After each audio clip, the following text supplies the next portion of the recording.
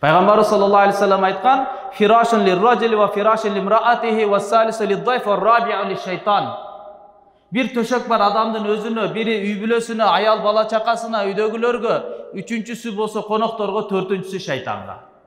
Демек үйдө эмне болуш керек? Сиздики үй бүлөнүкү, коноктуку. Анда сырткары жөн эле эл көрсүн үчүн башка ниетте коюлган, бул шайтандыкы, бул исраф.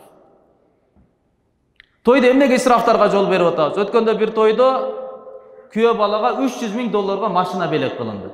$300.000.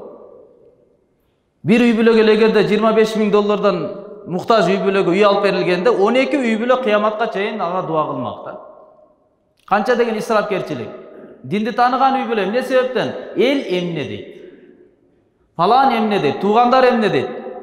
Кесиптештер эмне дейт? Достор эмне дейт? Алла эмне дейт деп айтпайбыз. Мисалы пайгамбарыбыз саллаллаху алейхи ва саллям бир жолу Саат радиаллаху анхунун алдынан өтүп калды, ва хуа ятавадда. Саат радиаллаху анху дарат алып атты. Дарат алып атат. Пайгамбар айтты: "Ма хада сарафу я Саат?" О Саат, бул эмне деген исрафкерчилик? Сууну кандай колдонуп жатасың? Кандай деген исрафкерчилик бул?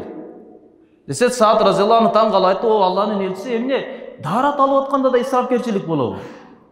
Десе пайгамбарыбыз айтты: "Наам, ва ин кунта фи нахрин жарин." Ооба, эгерде сен агып жаткан дарыянын астында туруп алып дарат алып алсаң дагы, бирок колдонууда исрафкерчилик деген бар dedi.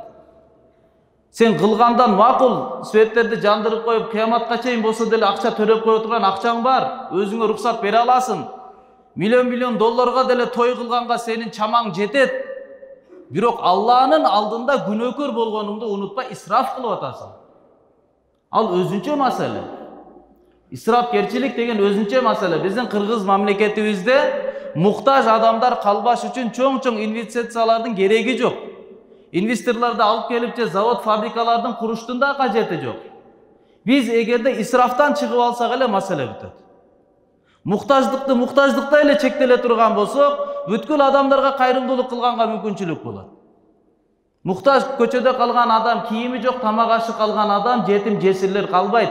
Эгерде биз исрафтан жашообузду чыгара турган болсок.